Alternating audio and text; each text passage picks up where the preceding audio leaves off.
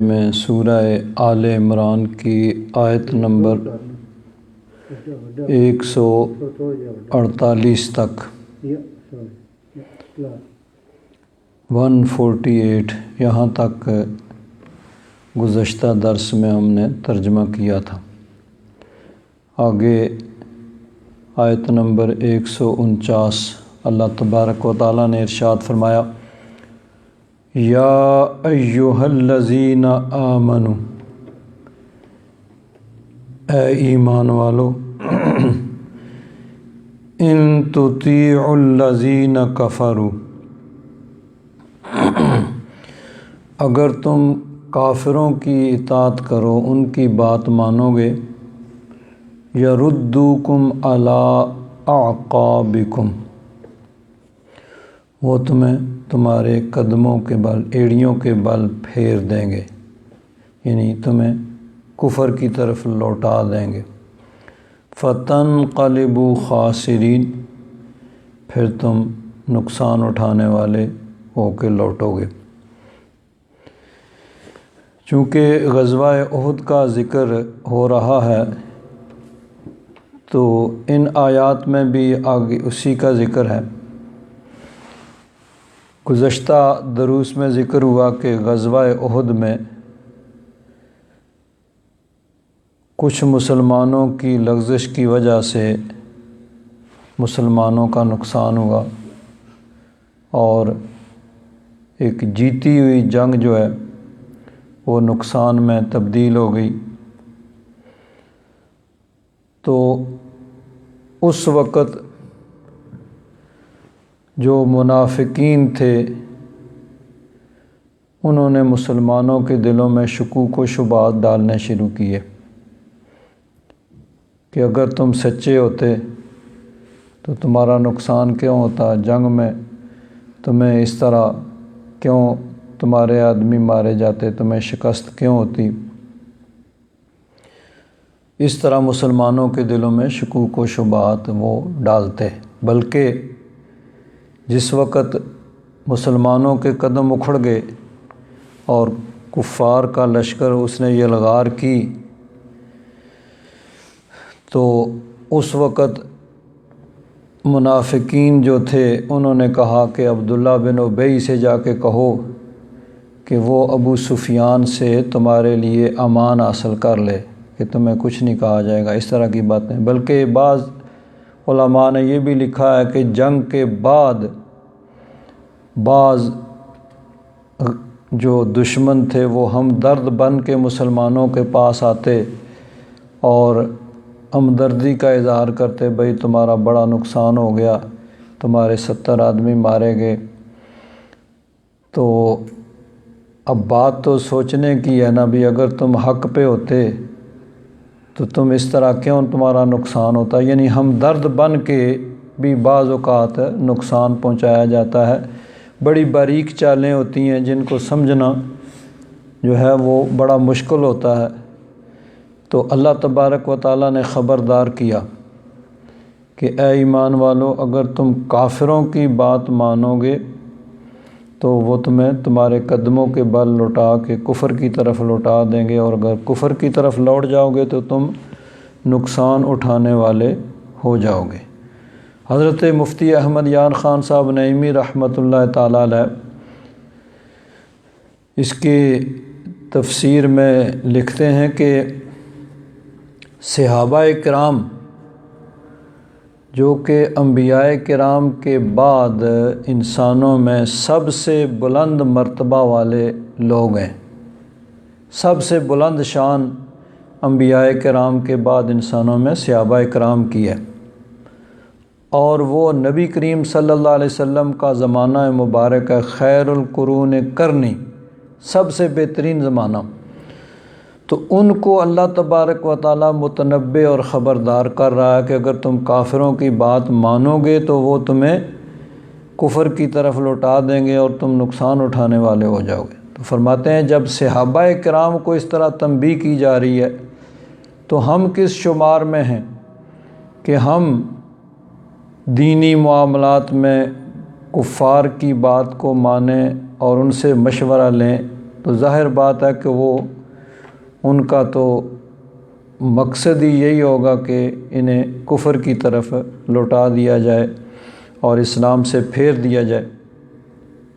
تو اللہ تبارک و تعالیٰ نے یا ایھا الذین آمنوا فرمایا، صرف صحابہ کرام نہیں، ظاہر بات ہے سب سے پہلے مخاطب تو وہی تھے، لیکن قیامت تک کے مسلمانوں کے لیے اللہ تبارک و تعالیٰ نے خبردار کر دیا کہ دین کا معاملہ بڑا اہم ہے، اس میں بہت زیادہ چوکنا اور خبردار رہنے کی ضرورت ہے۔ کبھی تو کوئی براہ راست حملہ ہوتا ہے ایمان پہ، اور کبھی ہمدرد بن کے حملہ آور ہوتا ہے، لیکن اس سے بھی خبردار رہنا ضروری ہے جو ہمدرد بن کے دین پہ اور ایمان پہ حملہ آور ہو۔ بل اللہ مولاکم، اللہ تبارک و تعالیٰ ہی تمہارا مولا ہے، مددگار ہے۔ وَهُوَ خَيْرُ النَّاصِرِينَ، اور وہ سب سے بڑھ کر مدد کرنے والا ہے۔ اس میں بھی وہ ہے کہ جس طرح منافقین نے کہا تھا کہ عبداللہ بن ابی سے کہو کہ ابو سفیان سے تمہارے لیے امان حاصل کر لے، تو اللہ تبارک و تعالیٰ نے ان کی بات کی تردید فرمائی کہ تمہارا مددگار اللہ تبارک و تعالیٰ ہے اور وہ بہترین مددگار ہے۔ سنلقی فی قلوب الذین کفروا الرعب، ہم کافروں کے دلوں میں رعب ڈال دیں گے۔ بما اشرکوا، اس وجہ سے کہ انہوں نے اشرکوا باللہ، اللہ تبارک و تعالیٰ کا شریک ٹھہرایا، ما لم ینزل بہ سلطانہ، ایسی چیزوں کو یعنی بتوں کو جس کی اللہ تبارک و تعالیٰ نے کوئی سند نہیں اتاری، یعنی اللہ تبارک و تعالیٰ نے اس بات کی اجازت نہیں دی کہ اس کی عبادت کے اندر کسی اور کو شریک کیا جائے، تو اللہ تبارک و تعالیٰ نے تو اس کی سند کوئی نہیں اتاری، اور وہ اللہ تبارک و تعالیٰ کا شریک ٹھہرا رہے ہیں ان بتوں کو۔ تو فرمایا کہ اللہ تبارک و تعالیٰ نے کہ ہم ان کے دلوں میں رعب ڈال دیں گے، کافروں کے دلوں میں، اس وجہ سے کہ انہوں نے ایسی چیزوں کو اللہ تبارک و تعالیٰ کا شریک ٹھہرایا ہے جس کی اللہ تبارک و تعالیٰ نے کوئی سلطان، کوئی سند نہیں اتاری۔ وَمَأْوَاهُمُ النَّارُ، اور ان کا ٹھکانہ جہنم ہے، وَبِئْسَ مَثْوَى الظَّالِمِينَ، اور کیا ہی برا ٹھکانہ ہے ظالموں کا۔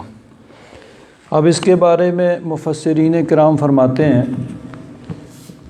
کہ غزوہ احد کا تو ذکر ہو رہا ہے کہ اس میں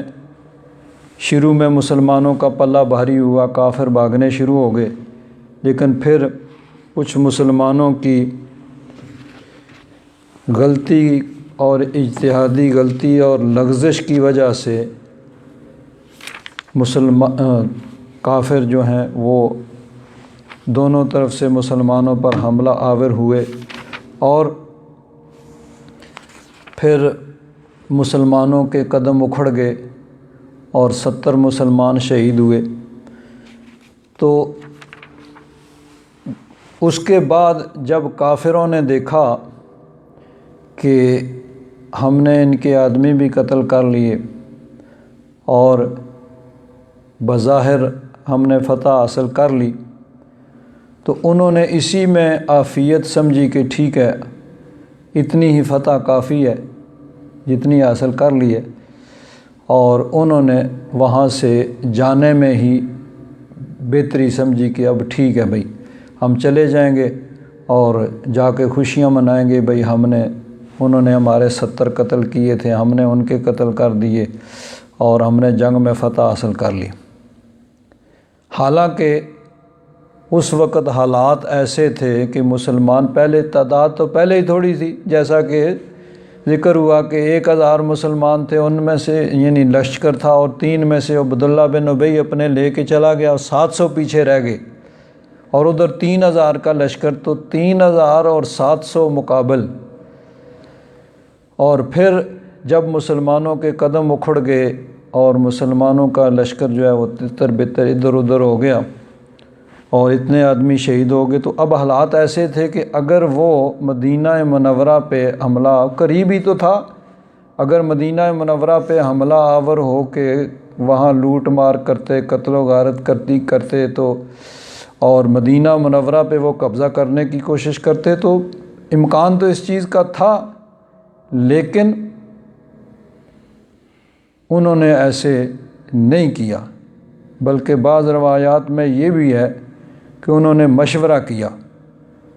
کہ اب حالات ہمارے حق میں ہیں تو چلو چل کے حملہ کرتے ہیں۔ ظاہر بات ہے مسلمانوں کا لشکر تو ادھر تھا، تو مدینہ منورہ میں عورتیں، بچے، بوڑھے، بیمار، اس طرح کے لوگ تھے، تو وہاں جا کے لوٹ مار کرتے، قتل و غارت کرتے، قبضہ کر لیتے۔ تو انہوں نے آپس میں مشورہ دیا، تو ایک شخص تھا صفوان بن امیہ، اس نے کہا نہیں بھی ایسے نہ کرو۔ اب اس کو ہمدردی تو نہیں تھی، بلکہ وہ اپنی اس نامکمل فتح کو ہی غنیمت سمجھ کے یہی سمجھ رہے تھے کہ کہیں پھر ہمیں لینے کے دینے نہ پڑ جائیں، تو اتنی نامکمل فتح ہی کافی ہے، ٹھیک ہے بھئی اسی پہ ہم خوش ہو جائیں گے اور لوگوں کو بتائیں گے بھئی ہم ان کو قتل کر کے آئے ہیں۔ تو اب انہوں نے کوچ کرنا ہی غنیمت سمجھا، وہ چل پڑے،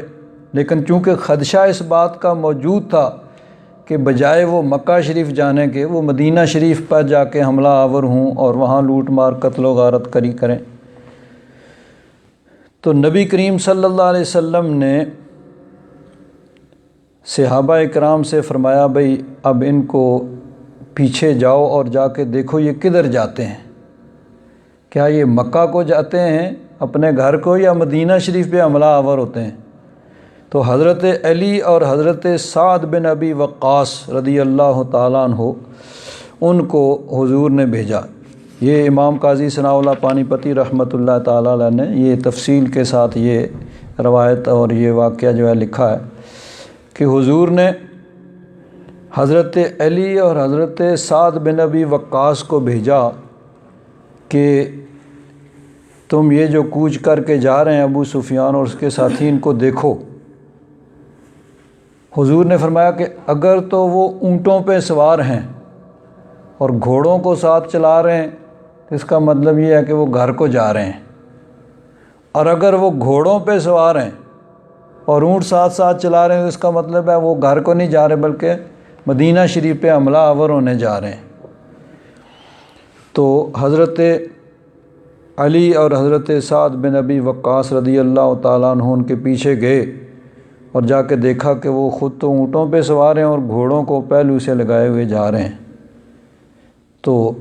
انہوں نے سمجھ لیا کہ اب وہ جا رہے ہیں۔ انہوں نے آ کے حضور کو بتایا کہ وہ اونٹوں پہ سوار ہیں اور گھوڑے ساتھ ساتھ چلا رہے ہیں، تو فرمایا کہ اب وہ جا رہے ہیں، اب وہ مدینہ شریف پہ حملہ آور نہیں ہوں گے۔ اور اسی میں آگے یہ بھی ہے، لیکن انہوں نے مدینہ شریف کو لوٹنے کے متعلق مشورہ کیا تھا، لیکن صفوان بن امیہ نے کہا کہ نہیں ایسا نہ کرو۔ ظاہر بات ہے اس کو ہمدردی نہیں تھی، یہی تھا کہ ٹھیک ہے بھئی جتنی تمہیں فتح مل گئی ہے اسی کو غنیمت سمجھو کہ کہیں یہ بھی ہاتھ سے نہ جاتی رہے اور تمہیں لینے کے دینے پڑے۔ بلکہ یہ بھی ہے کہ جب وہ وہاں سے چلے گئے، رستے میں جا کے ایک جگہ ہے، وہاں پہ جا کے انہوں نے آپس میں مشورہ کیا بھئی ہم نے بڑی غلطی کی کہ جب مسلمانوں کے قدم اکھڑ گئے، ان کا لشکر آگے پیچھے تتر بتر ہو گیا، اتنے آدمی ان کو مار دیے، تو اب تو حالات ایسے تھے کہ ہم جا کے مدینہ پہ حملہ آور ہوتے، لوٹ مار کرتے اور قبضہ کر لیتے، تو ہم نے بڑی غلطی کی۔ اس غلطی کا احساس کرتے ہوئے انہوں نے آپس میں مشورہ کیا بھئی ابھی چلو واپس، اور واپس جا کے حملہ کرتے ہیں۔ نبی کریم صلی اللہ علیہ وسلم کو بھی اس بات کی اطلاع ملی کہ کفار نے یہ مشورہ کیا ہے، تو اب وہ واپس آ کے حملہ کریں گے مدینہ شریف پہ۔ نبی کریم صلی اللہ علیہ وسلم نے صحابہ اکرام کو پکارا، حالانکہ صحابہ اکرام جو ہیں وہ تقریباً سبھی جو ہیں وہ کسی نہ کسی طریقے سے وہ زخمی تھے کہ حالات ہی جنگ میں ایسے پیدا ہو گئے تھے، لیکن سب صحابہ کرام نے لبیک کہا اور نبی کریم صلی اللہ علیہ وسلم ان صحابہ کرام کو لے کر چلے، اور مدینہ شریف سے 10 میل دور تک حمرۃ الاسد ایک جگہ کا نام ہے، وہاں حمراء الاسد تک حضور صحابہ کرام کے ساتھ تشریف لے گئے، اور وہاں جا کے اطلاع ملی کہ وہ کفار جو ہیں وہ بھاگ گئے ہیں اور وہ واپس نہیں آ رہے۔ تو وہاں سے پھر حضور نبی کریم صلی اللہ علیہ وسلم صحابہ کرام کو لے کر آئے۔ تو اس چیز کو اللہ تبارک و تعالیٰ نے یہاں بیان فرمایا، سَنُلْقِي فِي قُلُوبِ الَّذِينَ كَفَرُوا الرُّعْبَ، کہ ہم کافروں کے دلوں میں رعب ڈال دیں گے۔ یعنی جس وقت یہ خدشہ پیدا ہوا نا کہ وہ مدینہ منورہ پہ حملہ آور نہ ہو جائیں، تو اللہ تبارک و تعالیٰ نے گویا اس کی تسلی فرما دی کہ کافروں کے دلوں کے اندر ہم رعب ڈالیں گے، اور وہ باوجود کہ حالات ان کے حق میں تھے لیکن وہ ایسا نہیں کر سکیں گے اور مدینہ منورہ پہ حملہ آور نہیں ہوں گے۔ اور اگر یہ آیت بعد میں نازل ہوئی تو اس کا مطلب یہ ہے کہ اس میں اس چیز کو جو واقعہ رونما ہوا اس کو بیان کیا جا رہا ہے کہ ہم کافروں کے دلوں کے اندر ہم نے رعب ڈال دیا، کیونکہ وہ مشرک ہیں، اللہ تبارک و تعالیٰ کا شریک ایسی چیزوں کو ٹھہراتے ہیں جس کی اللہ تبارک و تعالیٰ نے کوئی سند نہیں اتاری، تو اس لیے وہ اپنے اس ناپاک ارادے کو پایہ تکمیل تک نہیں پہنچا سکیں گے، مدینہ منورہ پہ حملہ آور نہیں ہو سکیں گے۔ تو اللہ تعالیٰ نے فرمایا سَنُلْقِي فِي قُلُوبِ الَّذِينَ كَفَرُوا الرُّعْبَ، ہم کافروں کے دلوں میں رعب ڈال دیں گے۔ اب یہ چونکہ اس خاص واقعہ کے متعلق نازل ہوئی کہ حالانکہ ان کا اس وقت پلہ بھاری تھا اور وہ مدینہ منورہ پہ حملہ آور ہو سکتے تھے اور اس کا خدشہ موجود تھا، جیسا کہ ابھی میں نے روایات بیان کی کہ حضور نے فرمایا کہ جاؤ دیکھو وہ کس طرف جا رہے ہیں اور کیا کرتے ہیں، اگر گھوڑوں پہ سوار ہیں تو اس کا مطلب وہ مدینہ منورہ پہ حملہ آور ہوں گے، اور اونٹوں پہ سوار ہیں تو اس کا مطلب ہے وہ گھروں کو جا رہے ہیں۔ اور رستے میں پھر ان کو خیال آیا، پھر انہوں نے لوٹنے کا ارادہ کیا، لیکن جب انہیں پتہ چلا کہ نبی کریم صلی اللہ علیہ وسلم تو ان کا پیچھا کر رہے ہیں تو پھر وہ بھاگ گئے اور اسی اپنی آدھی فتح کو غنیمت سمجھا۔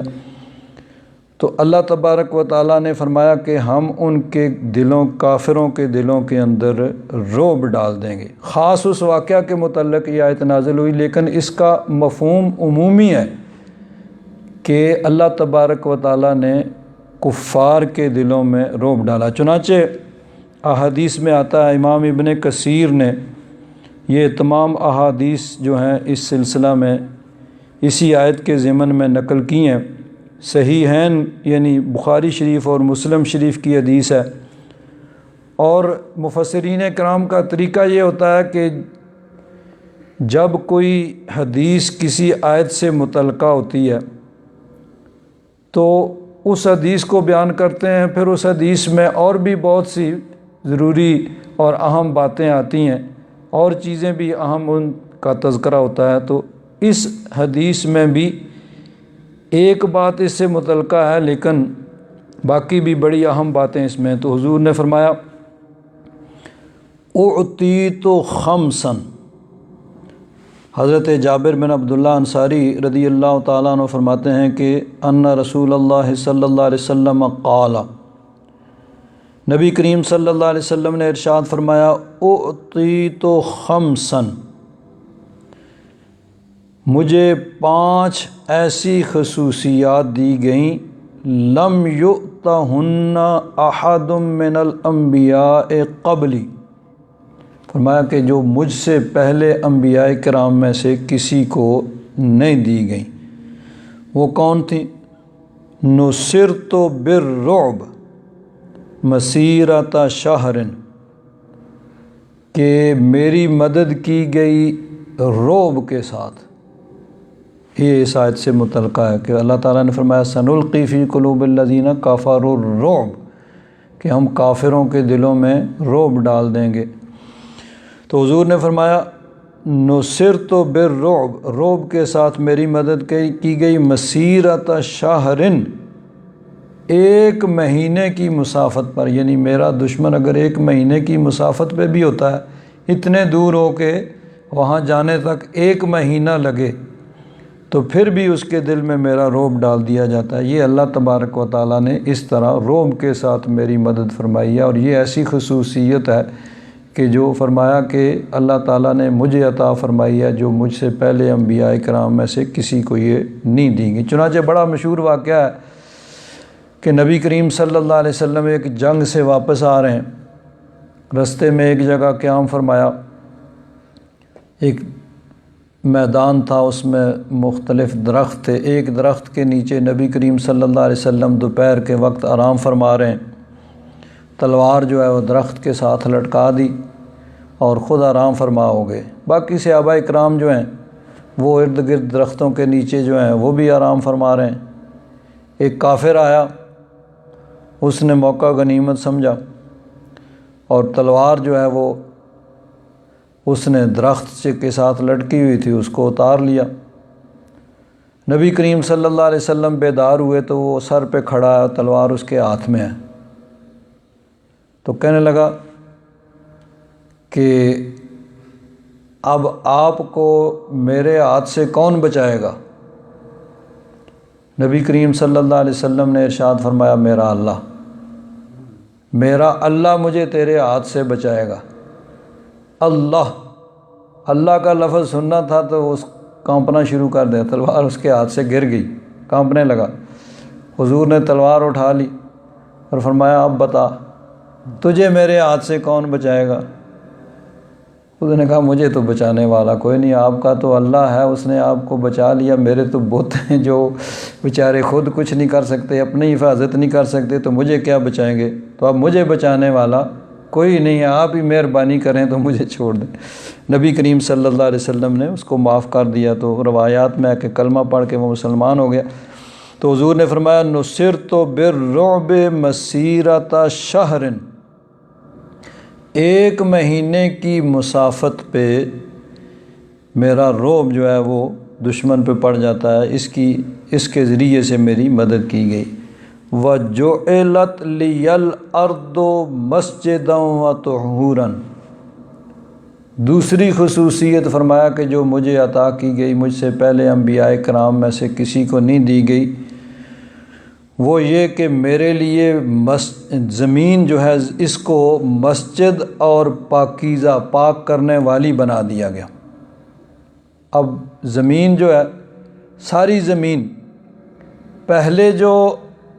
امتیں تھیں ان کی عبادت خاص عبادت خانوں کے اندر ہوتی تھی۔ نبی کریم صلی اللہ علیہ وسلم کی امت کے لیے ساری زمین کو مسجد بنا دیا گیا کہ جو بھی پاک اور صاف جگہ ہو اس جگہ پہ آدمی نماز پڑھ سکتا ہے، چاہے وہ گھر ہو، بازار ہو، چاہے مسلمانوں کا ملک ہو، چاہے کافروں کا ملک ہو، کوئی بھی جگہ ہو صاف ستھری، وہاں پہ نماز پڑھی جا سکتی ہے۔ تو فرمایا کہ ساری زمین اللہ تبارک و تعالیٰ نے میرے لیے مسجد بنا دی، وطہوراً، اور پاک کرنے والی بھی بنا دی۔ یعنی اگر انسان کو پانی نہ ملے، کوئی ایسی جگہ ہے جہاں اس کو پانی نہیں مل رہا، یا پانی ہے لیکن استعمال نہیں کر سکتا، کچھ ایسی بیماری ہے جس کی وجہ سے وہ وضو غسل وغیرہ نہیں کر سکتا، تو اس صورت میں اس کو تیمم کی اجازت ہے۔ وضو کی ضرورت ہو تب بھی تیمم کر سکتا ہے، غسل کی ضرورت ہو تب بھی، تیمم دونوں کے لیے ایک ہے۔ زمین پہ ہاتھ مار کے، ہاتھوں کو جھاڑ کے چہرے پہ پھیر لو، پھر زمین پہ ہاتھ مار کے دونوں ہاتھوں کو کونیوں سمیت یوں پھیر لو، مسح کر لو، تیمم ہو گیا۔ اور یہ وضو کا نائب اور خلیفہ ہے، وضو کی جگہ طہارت، یعنی وضو اور غسل دونوں کی جگہ، یہ اس وقت تک تیمم انسان کرتا رہے گا جب تک اس کو، اگر پانی نہیں مل رہا ہے تو جب تک اس کو پانی نہیں ملتا، اور اگر کسی اور عذر کی وجہ سے، بیماری کی وجہ سے وہ تیمم کر رہا ہے، پانی استعمال نہیں کر سکتا، تو جب تک وہ عذر زائل نہیں ہوگا اس وقت تک وہ تیمم کرتا رہے گا، اور یہ تیمم مکمل خلیفہ ہے وضو کا اور غسل کا، کہ جب ایک دفعہ اس نے تیمم کر لیا تو جس طرح اب ایک دفعہ وضو کر کے انسان نماز پڑھتا ہے، قرآن پاک کی تلاوت کرتا ہے، اور اگر وضو ہے دوسری نماز کا وقت ہو گیا تو دوسری نماز کے لیے پھر نئے سرے سے وضو کرنا ضروری نہیں ہے، اسی پہلے وضو سے ہی آدمی دوسری نماز بھی پڑھ سکتا ہے۔ تو اس طرح اب یہ اسی تیمم کے ذریعے جو طہارت حاصل کی گئی ہے وہ مکمل وضو کا خلیفہ ہوگا، کہ اس کے ساتھ وہ سارے کام کر سکتا ہے جو وضو کے ساتھ کرتا ہے، اور جتنی دیر تک وضو نہیں ٹوٹتا ہے اتنی دیر تک وہ وضو اس کا ہے، اس کے ساتھ ایک دو نمازیں چاہے تو زیادہ بھی پڑھ سکتا ہے۔ تو تیمم بھی اس کا مکمل خلیفہ اسی طرح ہوگا،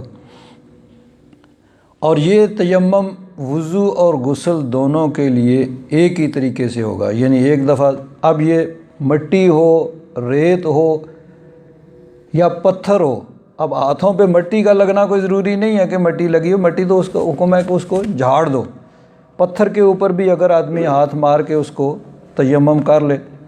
زمین کی جن سے جو بھی ہے، مٹی ہے، ریت ہے، پتھر ہے، اس کے اوپر ہاتھ مار کے وہ ایک دفعہ چہرے پہ پھیر لے اور دوبارہ پھر دونوں ہاتھوں کو کونیوں سمیت پھیر لے، تو یہ تیمم ہو گیا۔ اور یہ اس وقت تک ہے جب تک وہ اس کو پانی نہیں ملتا، یا اگر عذر کی وجہ سے وہ پانی استعمال نہیں کر رہا ہے تو جب تک وہ عذر زائل نہیں ہوتا اس وقت تک وہ تیمم اسی طرح کرے گا، اور اس کے ساتھ وہ تمام کام کرے گا۔ اور وضو اور غسل دونوں کے لیے ایک ہی طرح یہ تیمم، وضو کی ضرورت ہو تب بھی ایسے ہی تیمم کیا جائے گا، اور غسل کی ضرورت ہے تو پھر بھی اسی طرح تیمم کیا جائے گا۔ جب تیمم کی آیت نازل ہوئی، رخصت ہوئی، تو بعض صحابہ کرام نے پہلے سمجھا کہ شاید صرف وضو کے لیے تیمم کر سکتے ہیں۔ ایک جنگ کے اندر کچھ صحابہ کرام کو غسل کی ضرورت ہوئی، تو ایک صحابی جو تھے وہ حضرت عمار بن یاسر، وہ فرماتے ہیں کہ میں ریت کے اوپر یوں جسم، یعنی جس طرح سمجھے دیکھیں نا کہ وضو کے لیے تو صرف وضو کے اعضاء کا دھونا ضروری ہے اور غسل میں سارے جسم پہ پانی بہانا ضروری ہے، تو انہوں نے سمجھا شاید غسل کے لیے تیمم بھی سارے جسم پہ، یعنی جسم کا زمین کے ساتھ، تو وہ جسم سارے جسم کے ساتھ ریت پہ لوٹ پوٹ ہوئے۔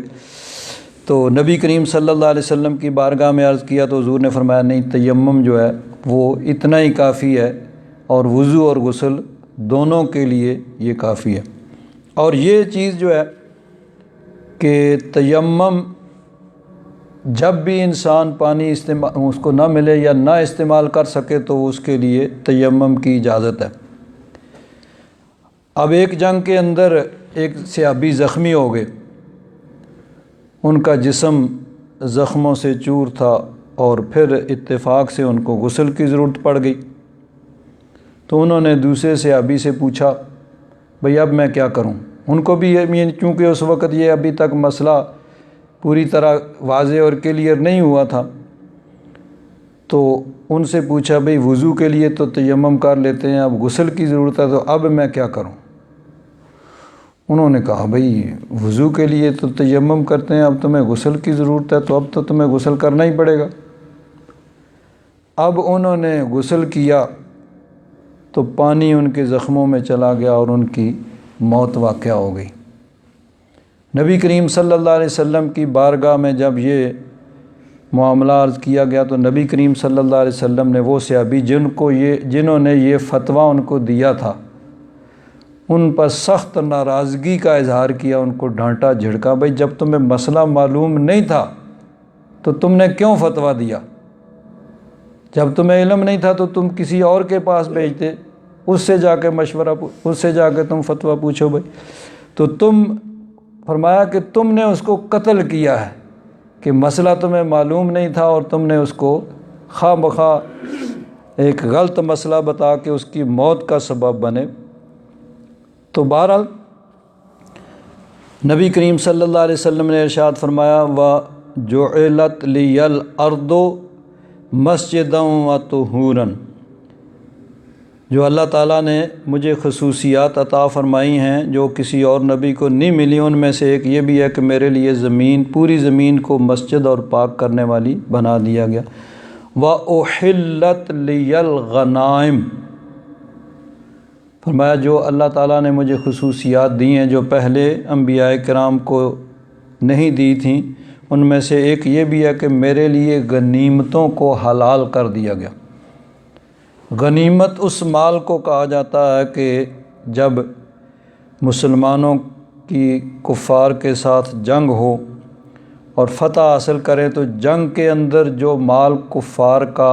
ان کے ہاتھ آتا ہے اس کو مال غنیمت کہا جاتا ہے۔ پہلی امتوں میں یہ ہوتا تھا کہ جو کفار کا مال ان کے ہاتھ آتا اس کا استعمال ان کے لیے جائز نہیں ہوتا تھا، اس کو ایک جگہ جمع کر کے رکھا جاتا اور آگ اس کو جلا جاتی، اس کو استعمال نہیں کر سکتے تھے۔ تو نبی کریم صلی اللہ علیہ وسلم کے لیے اور حضور کی امت کے لیے اللہ تبارک و تعالیٰ نے مال غنیمت کو حلال کیا کہ اس کو صحیح طریقے سے قانون کے مطابق جب اس کو لیا جائے اور تقسیم کیا جائے تو اس کا استعمال جائز ہے۔ تو فرمایا احلت لی الغنائم، میرے لیے غنیمتوں کو حلال کیا گیا۔ وَأُعْطِيتُ الشَّفَاعَةَ، حضور نے فرمایا کہ شفاعت دی گئی، یعنی شفاعت کبریٰ اور شفاعت کا دروازہ کھولنا۔ حضور نے فرمایا کہ یہ بھی ایسی خصوصیت ہے جو اللہ تعالیٰ نے مجھے دی ہے، جیسا کہ بڑی مشہور حدیث پاک ہے کہ بروز قیامت 50,000 برس کا وہ جو ایک دن ہوگا، آدھا دن گزر جائے گا، 25,000 برس گزر جائیں گے اور ابھی تک حساب کتاب ہی نہیں شروع ہوگا۔ تو سب لوگ کہیں گے بھئی چلو کسی کو اللہ تعالیٰ کی بارگاہ میں سفارشی بناؤ جو اللہ تعالیٰ کی بارگاہ میں شفاعت کرے، بھئی جو کچھ ہونا، جو فیصلہ ہونا وہ کم از کم حساب کتاب تو شروع ہو۔ تو سب حضرت آدم علیہ السلام کی بارگاہ میں حاضر ہوں گے تو وہ عرض کریں گے نفسی نفسی اذهبوا الی غیری، آج تو مجھے اپنی یعنی پریشانی ہے، اپنی فکر ہے، کسی اور کے پاس جاؤ۔ حضرت نوح علیہ السلام کے پاس جائیں گے، وہاں سے بھی یہی جواب ہوگا۔ حضرت ابراہیم علیہ السلام کے پاس جائیں گے، حضرت موسیٰ علیہ السلام کے پاس، حضرت عیسیٰ علیہ السلام کے پاس آئیں گے تو پھر وہ رہنمائی فرمائیں گے کہ اللہ کے محبوب کی بارگاہ میں جاؤ۔ جب حضور کی بارگاہ میں آئیں گے تو پھر حضور فرمائیں گے انا لہا۔ باقی انبیاء کرام اذهبوا الی غیری، جاؤ کسی اور کے پاس جاؤ، اور حضور فرمائیں گے انا لہا، ہاں یہ کام میرا ہی ہے کہ یہ کام میں نے ہی کرنا ہے۔ تو نبی کریم صلی اللہ علیہ وسلم شفاعت فرمائیں گے اللہ تبارک و تعالیٰ کی بارگاہ میں، سجدہ ریز ہوں گے تو اللہ تبارک و تعالیٰ ارشاد فرمائے گا کہ ارفع راسک واشفع تشفع، محبوب اپنا سر انور اٹھائیے اور پھر شفاعت کیجیے، آپ کی شفاعت کو قبول کیا جائے گا۔ تو اسی چیز کو نبی کریم صلی اللہ یعنی وہ شفاعت کبریٰ اور شفاعت کا دروازہ جو کھلے گا، یہ نبی کریم صلی اللہ علیہ وسلم کی خصوصیت ہے۔ اعلیٰ حضرت فاضل بریلوی رضی اللہ تعالیٰ عنہ نے بڑی پیاری بات کی، فرماتے ہیں یہ کیسے کھلتا کہ ان کے سوا شفیع نہیں، یہ کیسے کھلتا کہ ان کے سوا شفیع نہیں، ابس نہ اوروں کے آگے تپیدہ ہونا تھا۔ یعنی اگر میدان محشر میں سب لوگ براہ راست ڈائریکٹ کسی اور کے پاس جانے کی بجائے نبی کریم صلی اللہ علیہ وسلم کی بارگاہ میں آ جائیں، حضور شفاعت فرما دیں اور مسئلہ حل ہو جائے، تو کوئی کہہ سکتا ہے بھئی اتفاق ہے، تو فالغ ایسے ہو گیا ہے کہ حضور کی بارگاہ میں آئے۔ اگر کہیں اور جاتے، آدم علیہ السلام کے پاس جاتے تو پھر بھی مسئلہ شاید حل ہو جاتا، نوح علیہ السلام کے پاس جاتے تو وہاں بھی حل ہو جاتا، ابراہیم علیہ السلام کے پاس، موسیٰ علیہ السلام کے پاس، عیسیٰ علیہ السلام، کہیں بھی جاتے تو ہو سکتا ہے مسئلہ حل ہو جاتا، یہاں حضور کی بارگاہ میں آئے تو یہاں سے حل ہو گیا۔ تو حکمت خداوندی یہ ہوگی کہ نہیں، پہلے سارے انبیاء کرام کے پاس ہو کر گھوم پھر کے پھر میرے محبوب کی بارگاہ میں آئیں، تاکہ سب کو پتہ چل جائے کہ اگر یہ مشکل حل ہونی ہے تو میرے محبوب کی بارگاہ سے ہی حاصل ہونی ہے۔ تو یہ کیسے کھلتا کہ ان کے سوا شفیع نہیں، ابس نہ اوروں کے آگے تپیدہ ہونا تھا۔ جو باقیوں کے پاس اللہ تعالیٰ نے بھیجا نا، یعنی اللہ تعالیٰ بھیجے گا میدان معاشر میں، وہ ابس نہیں ہے، فضول نہیں ہے، تاکہ سب کو پتہ چل جائے کہ آج اگر جو ہے وہ مشکل حل ہونی ہے تو اللہ کے محبوب کی بارگاہ سے ہی حل ہونی ہے۔ اور اعلیٰ حضرت فاضل بریلوی رضی اللہ تعالیٰ عنہ کے بھائی مولانا حسن رضا خان فاضل بریلوی رضی اللہ تعالیٰ عنہ فرماتے ہیں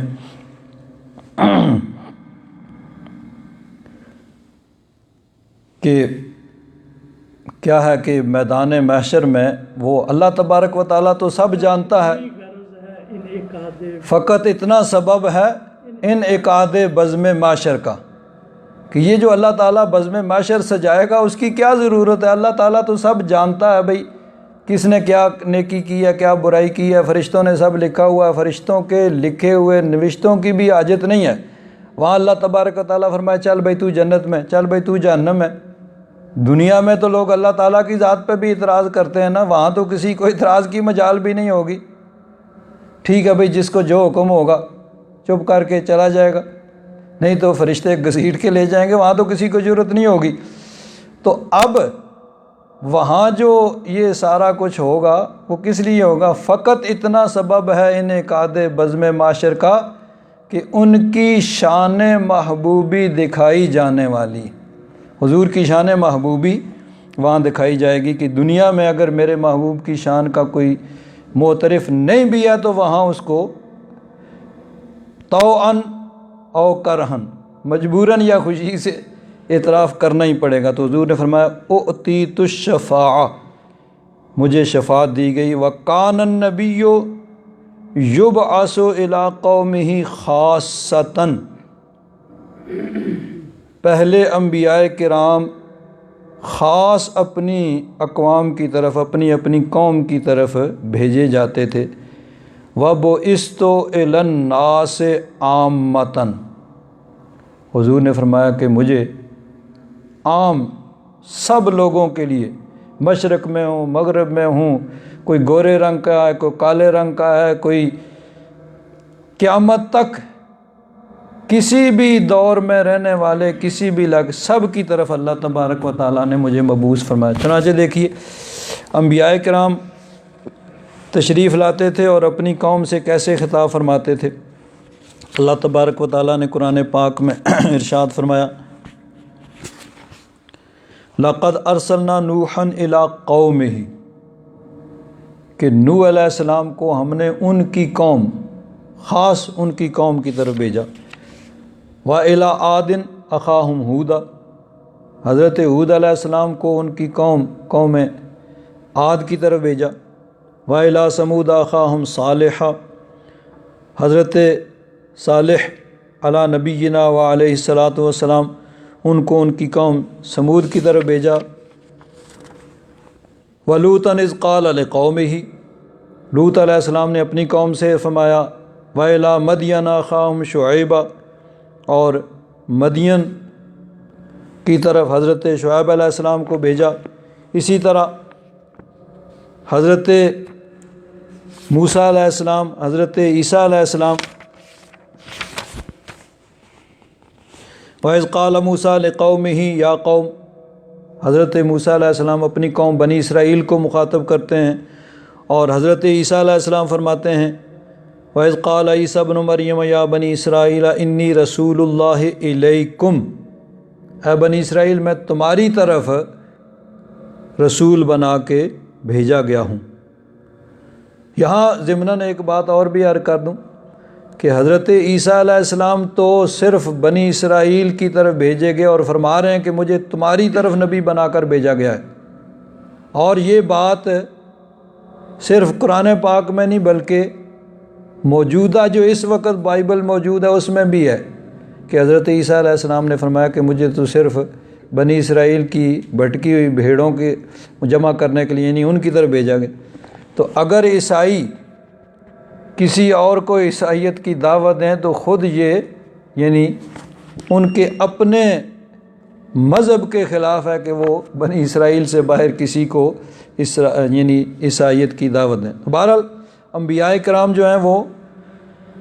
وَقَانَ النَّبِيُّ يُبْعَثُ إِلَىٰ قَوْمِهِ خَاصَّةً وَبُعِثْتُ إِلَى النَّاسِ عَامَّةً، حضور نے فرمایا کہ مجھے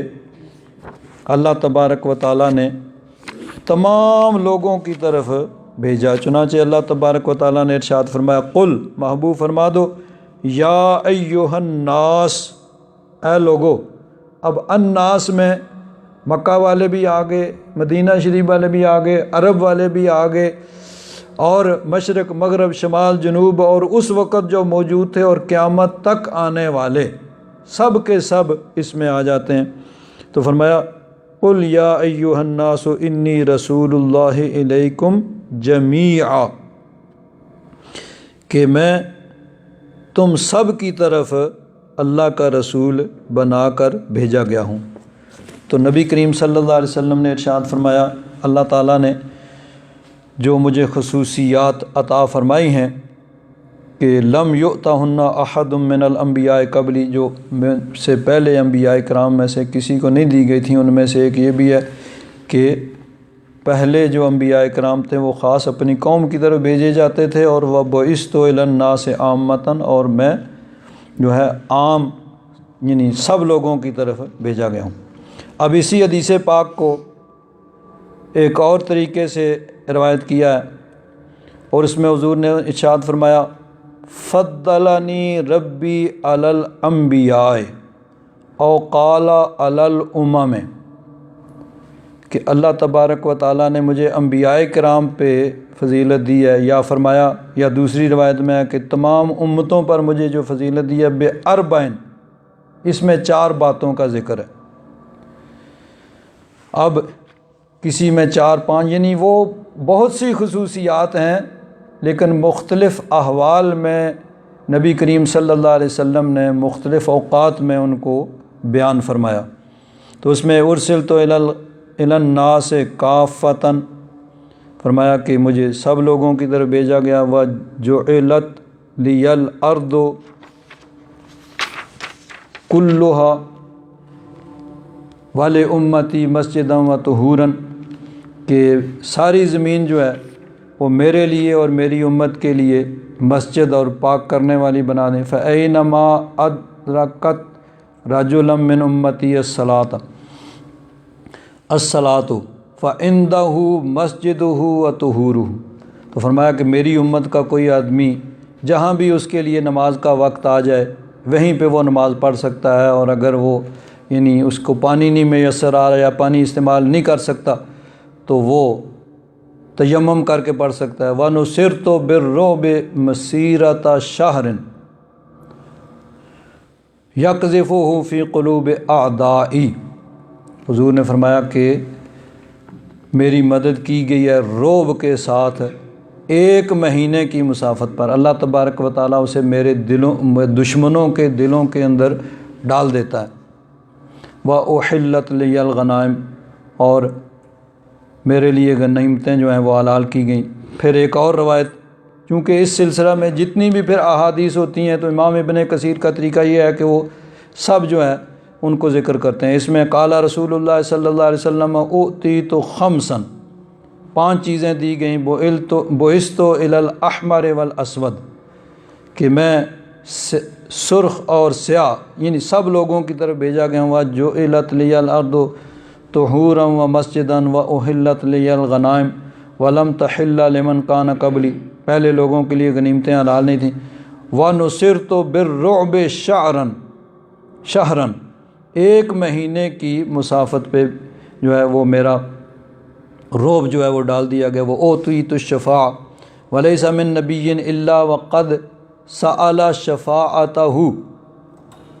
وَإِنِّي اخْتَبَأْتُ شَفَاعَتِي ثُمَّ جَعَلْتُهَا لِمَن مَّاتَ لَا يُشْرِكُ بِاللَّهِ شَيْئًا، تو پہلے انبیاء کرام کو اللہ تبارک و تعالیٰ نے جو شفاعت کا حق دیا تھا انہوں نے دنیا میں استعمال فرمایا، تو حضور نے فرمایا کہ میں اس کو قیامت کے دن کے لیے اس کو میں نے سنبھال کے رکھا ہوا۔ تو بہرحال اس میں چونکہ خاص اس واقعہ کے لیے اس کا ذکر ہے کہ ان کے دلوں میں رعب ڈال دیا گیا، کفار کا جو لشکر مدینہ منورہ پہ حملہ آور ہوا تھا، اور حالات بڑے ان کے لیے سازگار تھے کہ اس وقت وہ اگر مدینہ شریف پہ حملہ آور ہوتے تو ان کے لیے بہت حالات سازگار تھے، اور وہ یعنی اس وقت وہ مسلمانوں کا بہت زیادہ نقصان، یعنی مدینہ منورہ میں لوٹ مار، قتل و غارت گری اور قبضہ کرنے کی کوشش کر سکتے تھے، لیکن اللہ تبارک و تعالیٰ نے ان کے دلوں میں رعب ڈال دیا، اور انہوں نے اپنی اس نامکمل فتح کو ہی غنیمت سمجھتے ہوئے چلے گئے۔ اور جس طرح دوسری روایت میں ہے کہ رستے میں ان کو خیال آیا اور واپس ہٹنے کا انہیں پروگرام بنایا، اور نبی کریم صلی اللہ علیہ وسلم کو اطلاع ملی تو حضور صحابہ اکرام کے ساتھ، حالانکہ وہ زخموں سے چور ہیں، ان کو پکارا، ان کو لے کے حضور ان کے تعاقب میں گئے، حمراء الاسد تک حضور تشریف لے گئے، اور جب کافروں کو پتہ چلا تو پھر وہ انہوں نے بھاگنے میں ہی اپنی عافیت سمجھی۔ تو اس چیز کو اللہ تبارک و تعالیٰ نے فرمایا سنلقی فی قلوب الذین کفروا الرعب، ہم کافروں کے دلوں میں رعب ڈال دیں گے، بما اشرکوا باللہ ما لم ینزل بہ سلطانا، اس لیے کہ انہوں نے اللہ تبارک و تعالیٰ کا شریک ایسی چیزوں کو ٹھہرایا ہے کہ جس کی اللہ تبارک و تعالیٰ نے کوئی سند نہیں اتاری، اللہ تبارک و تعالیٰ نے کوئی اس کی اجازت نہیں دی۔ وَمَأْوَاهُمُ النَّارُ، اور ان کا ٹھکانہ جہنم ہے، وَبِئْسَ مَثْوَى الظَّالِمِينَ، اور ظالموں کا، کافروں کا کیا ہی برا ٹھکانہ ہے۔ وَلَقَدْ صَدَقَكُمُ اللَّهُ وَعْدَهُ إِذْ تَحُسُّونَهُمْ بِإِذْنِهِ، اور اللہ تبارک و تعالیٰ نے اپنا وعدہ سچا کر دکھایا، اِذْ تَحُسُّونَهُمْ بِإِذْنِهِ، جب تم انہیں قتل کر رہے تھے، مار رہے تھے، یعنی کافروں کا قتل عام کر رہے تھے اللہ کے حکم سے۔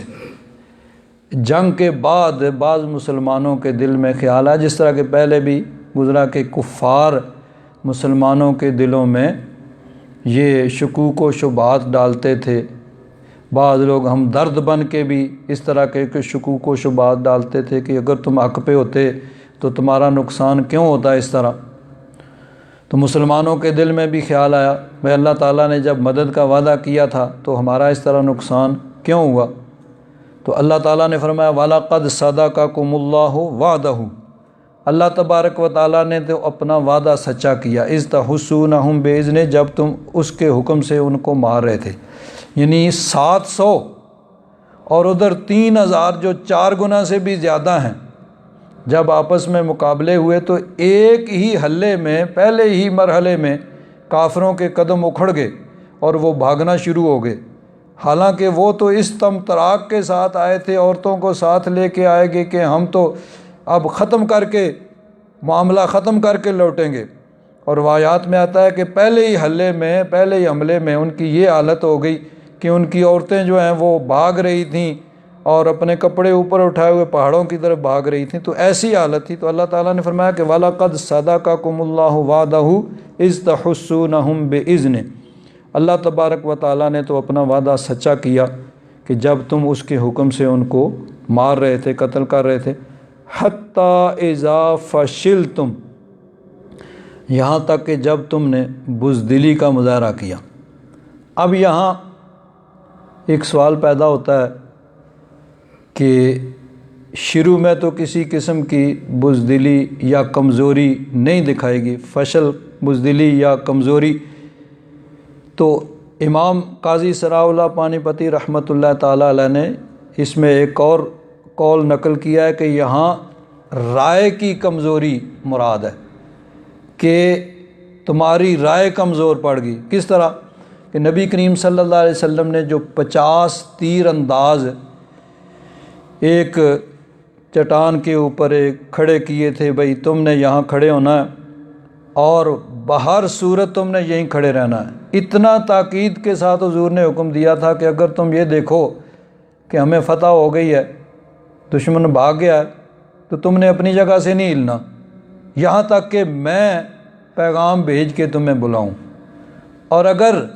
تم یہ دیکھو کہ کافر غالب آ گئے ہیں اور ہمیں مار رہے ہیں، یا ہمیں انہوں نے مار دیا ہے اور ہماری لاشوں کو پرندے نوچ رہے ہیں، پھر بھی تم نے اپنی جگہ سے نہیں ہلنا، تم نے یہیں کھڑے رہنا۔ لیکن جب وہ پہلے ہی ہلے میں کافر بھاگنا شروع ہوئے تو اب ان لوگوں نے آپس میں اجتہاد کیا، وہ جو وہاں حضور نے 50 تیر انداز کھڑے کیے تھے، انہوں نے کہا بھئی اب تو جنگ ختم ہو گئی۔ تو حضور کا حکم کا تو مطلب یہی تھا کہ جنگ کی حالت میں، تو اب تو یہ بھاگ گئے، جنگ ختم ہو گئی، تو اب یہاں کھڑے ہونے کا مقصد۔ حضرت عبداللہ بن جبیر جو ان کے امیر تھے، انہوں نے کہا نہیں، حضور کا ارشاد ہے کہ تم جب تک میں نہ کہوں تم نے یہاں سے نہیں ہٹنا۔ انہوں نے کہا نہیں، حضور کے فرمان کا تو یہی مقصد تھا کہ جب تک جنگ ختم نہ ہو، تو اب تو جنگ ختم ہو گئی۔ تو بہت سے ان تیر اندازوں میں سے وہاں سے چلے گئے، حضرت عبداللہ بن جبیر کے ساتھ کوئی 10 آدمی رہ گئے۔ اب جب یہ معاملہ ہوا تو حضرت خالد بن ولید جو اس وقت تک مسلمان نہیں تھے، انہوں نے پود پہاڑ کے پیچھے سے گھوڑوں پہ چکر لگایا اور پیچھے سے آ کے جب اسی رستے سے جہاں حضور نے کھڑا کیا تھا بھئی ادھر سے، تو اب وہاں تھوڑے آدمی تھے، انہوں نے مقابلہ کیا لیکن وہ اس کا مقابلہ نہ کر سکے، شہید ہو گئے۔ پیچھے سے آ کے جب وہ حملہ آور ہوئے مسلمانوں کے لشکر اچانک، مسلمان تو سمجھ رہے تھے کہ وہ بھاگ گئے ہیں اور وہ مال غنیمت جو ہے اکٹھا کر رہے، پیچھے سے جب یکدم حملہ ہوا اور پھر آگے والے جو انہوں نے دیکھا وہ بھی آگے سے بھاگتے ہوئے واپس آ گئے، دونوں طرف سے پھر مسلمانوں پہ حملہ ہوا، جس کی وجہ سے پھر جو نقصان ہونا تھا، 70 صحابہ کرام شہید ہوئے، حضرت امیر حمزہ۔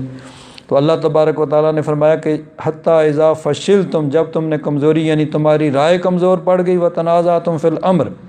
اور معاملے میں تم نے تنازع کیا کہ حضرت عبداللہ بن جبیر وہ منع فرماتے رہے لیکن وہ لوگ نہ رکے، وعصیتم، اور تم نے نبی کریم صلی اللہ علیہ وسلم کے حکم کی خلاف ورزی کی، من بعد ما اراکم ما تحبون، بعد اس کے کہ اللہ تبارک و تعالیٰ نے تمہیں دکھایا تمہاری پسندیدہ چیز۔ پسندیدہ چیز یہی تھی مسلمانوں کی فتح، کافر بھاگے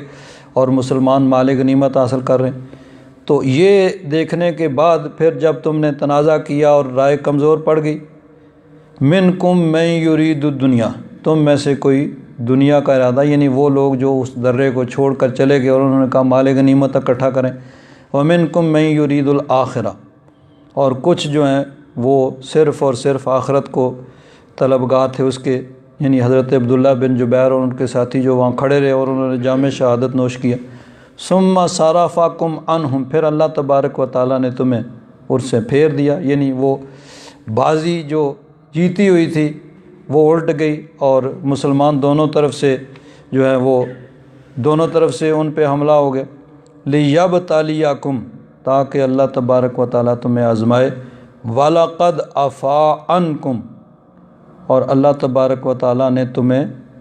معاف فرما دیا، واللہ ذو فضل علی المؤمنین، اور اللہ تبارک و تعالیٰ مومنوں پہ بہت فضل والا ہے۔ امام قاضی ثناء اللہ پانی پتی رحمۃ اللہ تعالیٰ علیہ نے اس کی تفسیر کے اندر ایک روایت نقل کی ہے،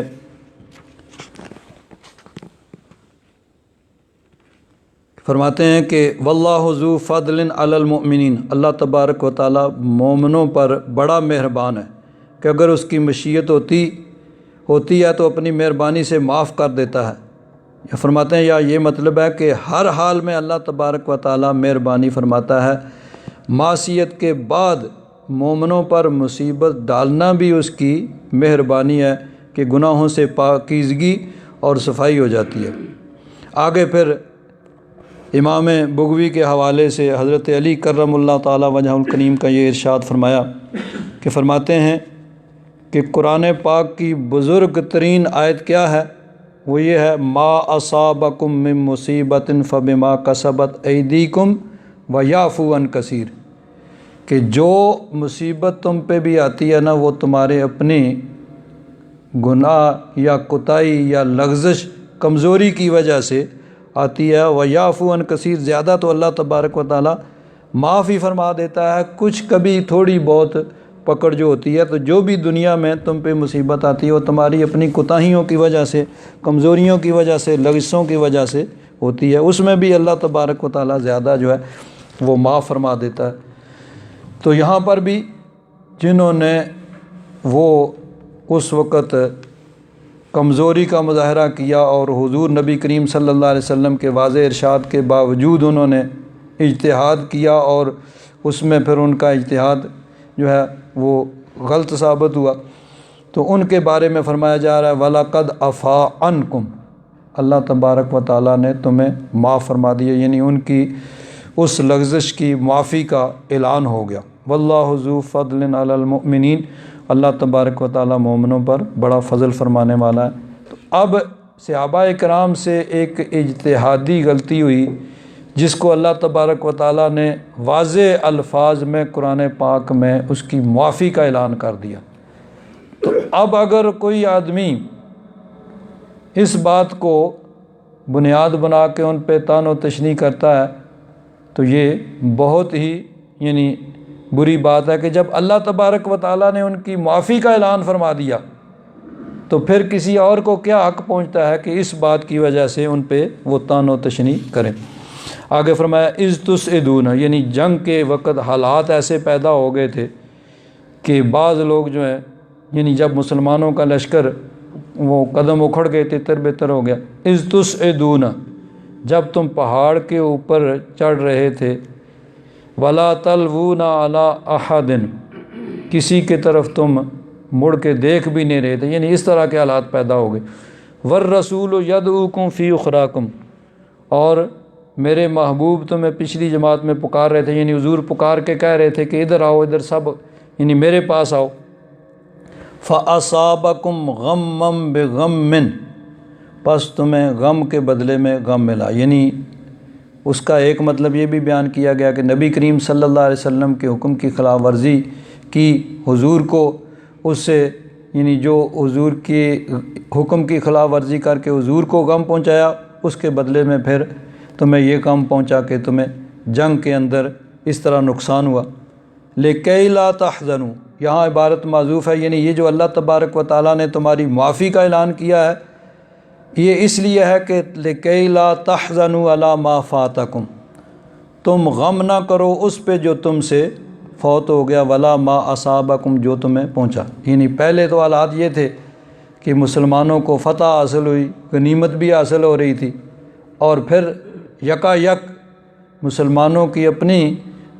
لغزش کی وجہ سے